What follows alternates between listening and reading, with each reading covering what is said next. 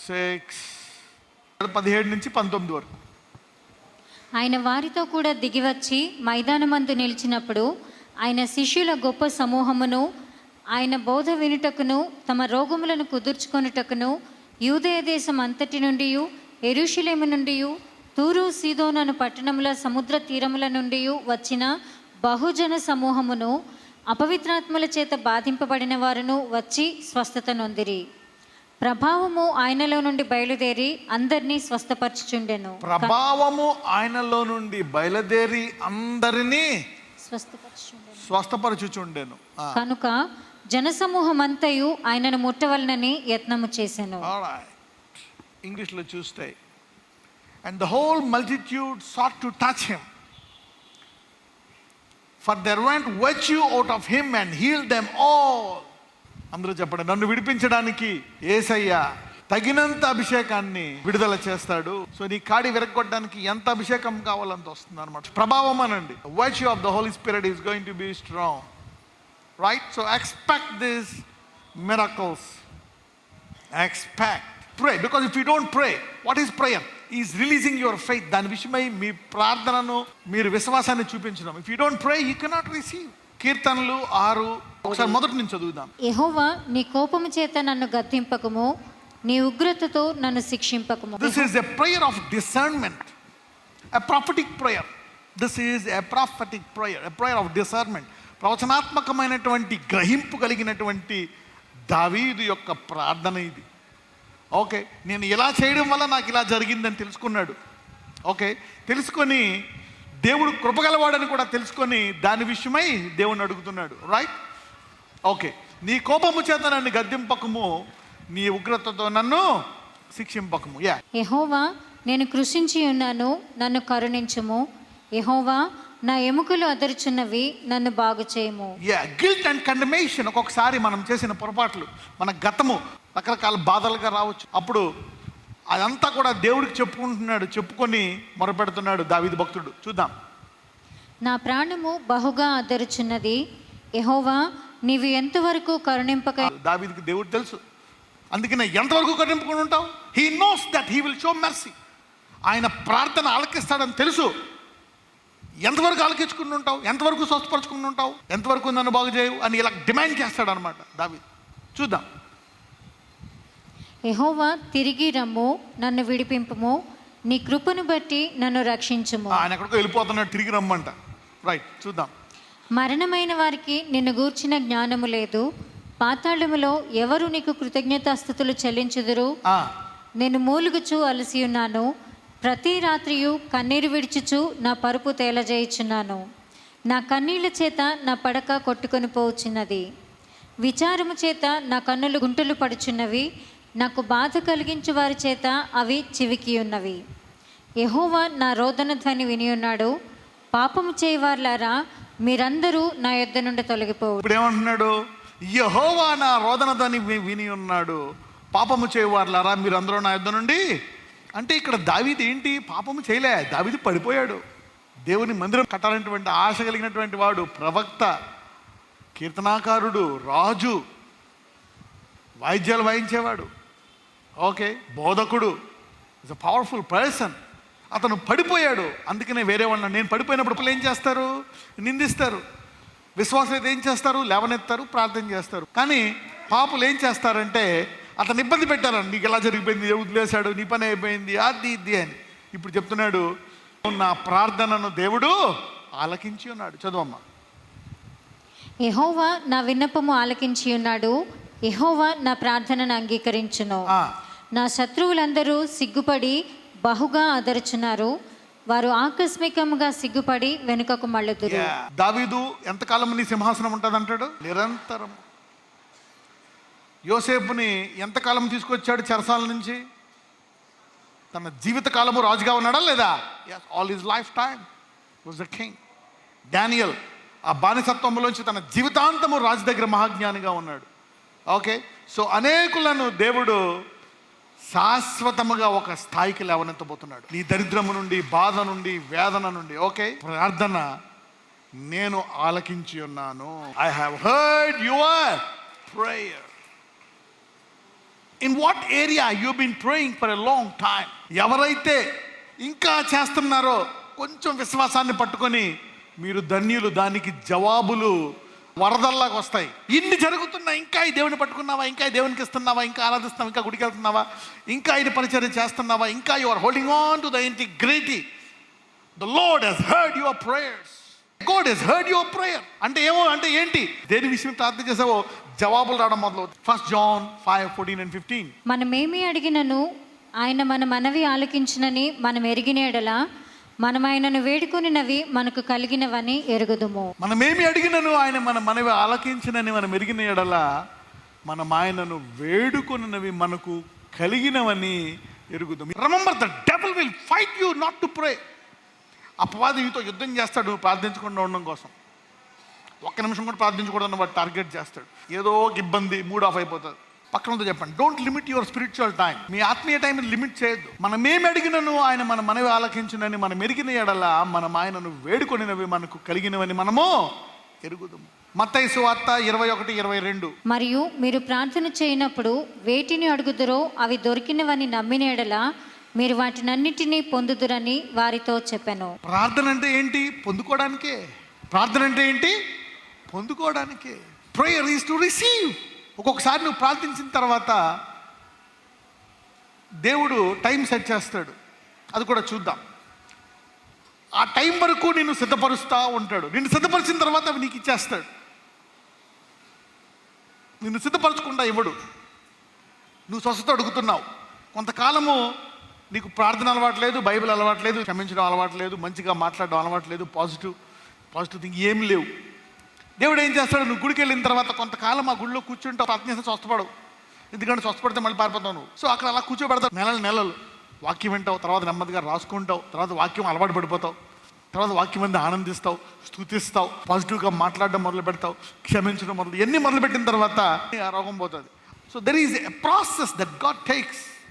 ఒక్కొక్కసారి వెంటనే స్వస్థపరిచేసి ఏసై మళ్ళా వచ్చి, రే బాబు నువ్వు మళ్ళా ఆ పాపం చేయి, లేకపోతే ఇంకా ఘోరమైంది వస్తుంది అని చెప్తాడు. Without training it is sometimes quick healings are tough. అంటే ఏంటి? వాళ్ళు ఇక్కడ నుండి వాక్యము నింపుకొని, అందుకనే కొంచెం ఆలస్యం జరుగుతుంది. అంతమందికి అర్థమైందని చెప్పేది. Prayer is answered. మార్క్ 11:24. అందుచేత ప్రార్థన చేయనప్పుడు మీరు అడుగుచున్న వాటి నెలను పొంది ఉన్నామని నమ్ముడి, అప్పుడు అవి మీకు కలుగునని మీతో చెప్పుచున్నాను. పాజిటివ్ మైండ్ అనండి. పొందుకుంటా, నా దేవుడు నాకు ఇచ్చేస్తాడు అన్న రీతిలో ప్రార్థించాలి. 1 సంవత్సరం ఏంది, 2 సంవత్సరాలు ఏంది, కమాన్ ప్రే. నువ్వు ఆయన విశ్వాసంలో అడిగితే నేను అడిగేది ఒకటే ఇవ్వట్లేదు, మిగిలిన ఏమేసాడు అనుకుంటున్నావా? లేదు. నువ్వు ఎప్పుడైతే ఆయన బిడ్డవైపోయావో, ఒకదాని విషయం ప్రార్థిస్తున్నావా, అది వచ్చేలోపు దేవుడు ఒక 50 అవసరాలు తీర్చేసి ఉంటాడు నీకు తెలియకుండానే. That's how he works in prayer.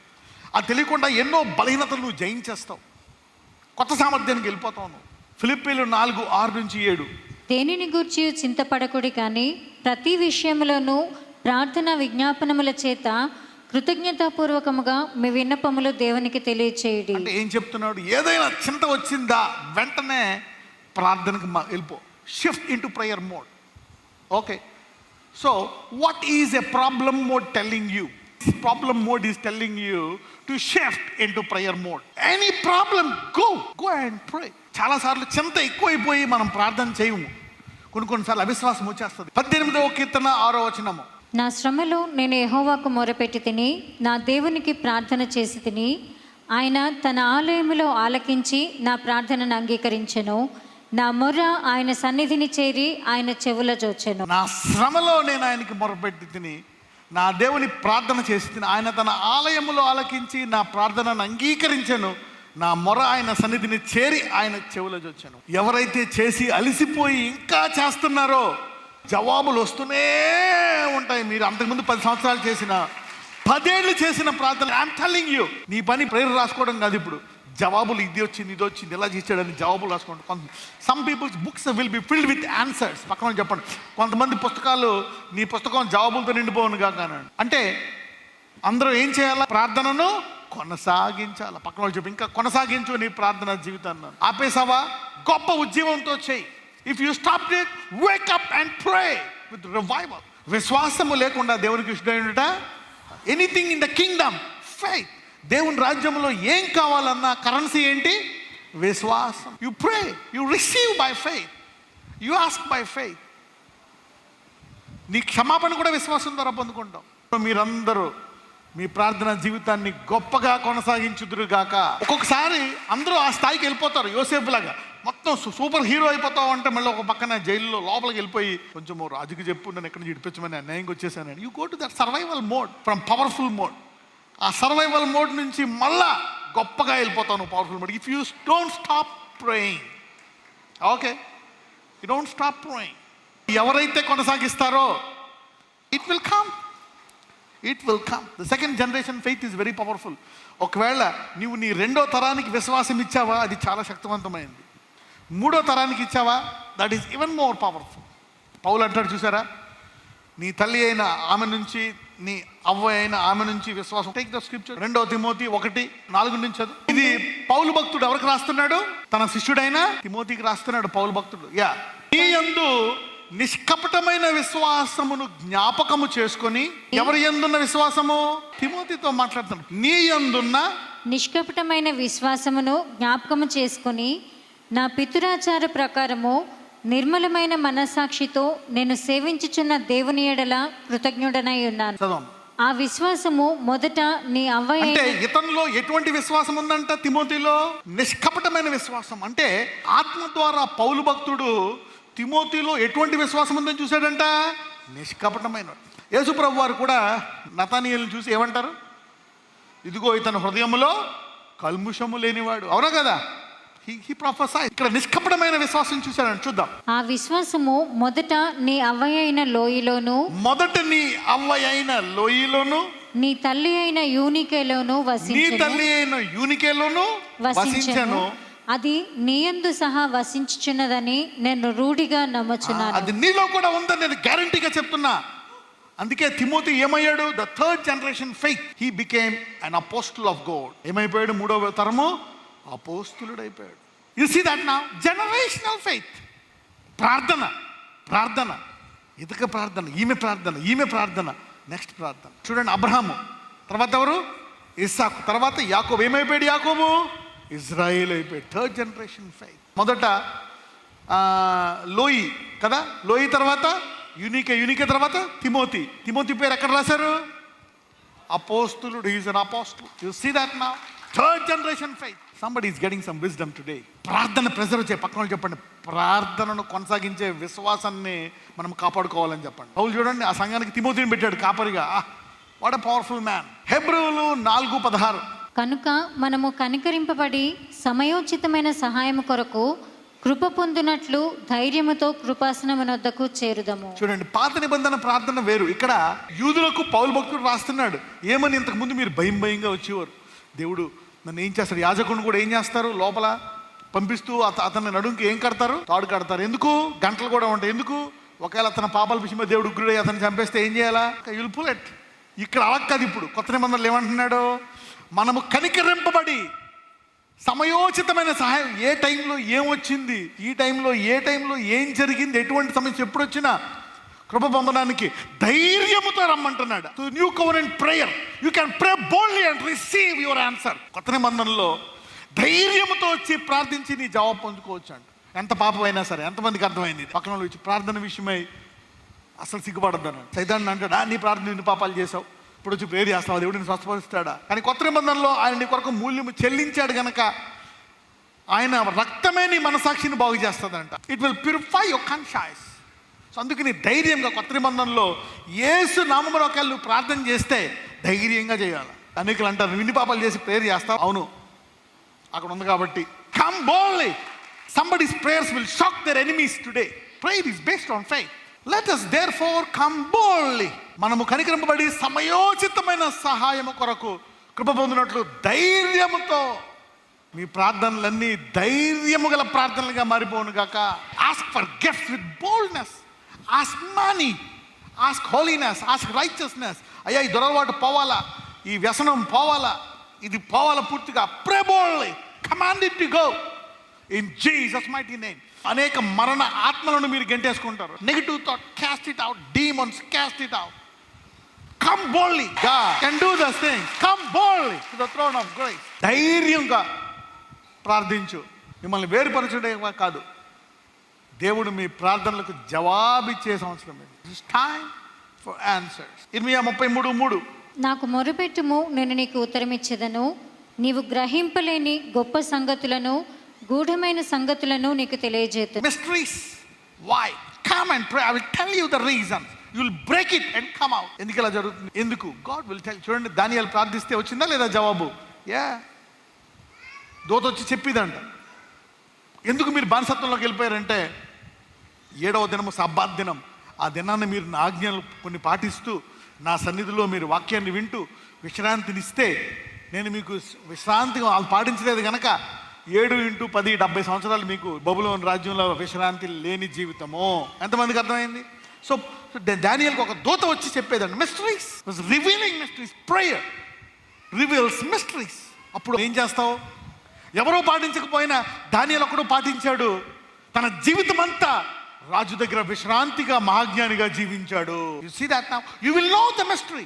మీరు ప్రార్థన ద్వారా గొప్ప సంగతులు, గూఢమైన సంగతులు తెలుసుకుందురు గాక. You will know mysteries. So you follow, you keep, you do some things which others are not doing. You break open some things. Prayer unveils mysteries. Prayer tells you the reason. ఈరోజు ప్రార్థించి గూఢమైన సంగతులు తెలుసుకొని ఆర్థికంగా విజయం పొందుదురుగాక. 1 దశలోనికి రాసిన పత్రిక 5:16-18. ఎల్లప్పుడూ సంతోషముగా ఉండుడి, ఎడతెగక ప్రార్థన చేయుడి, ప్రతి విషయమునందును కృతజ్ఞతాస్తుతులు చెల్లించుడి. ఈలాగు చేయుట యేసుక్రీస్తునందు మీ విషయములో దేవుని చిత్తము. ప్రతిదానికి ప్రార్థన చేయండి. అది పోతాదని నమ్మండి. ఇది దేవుని చిత్తం.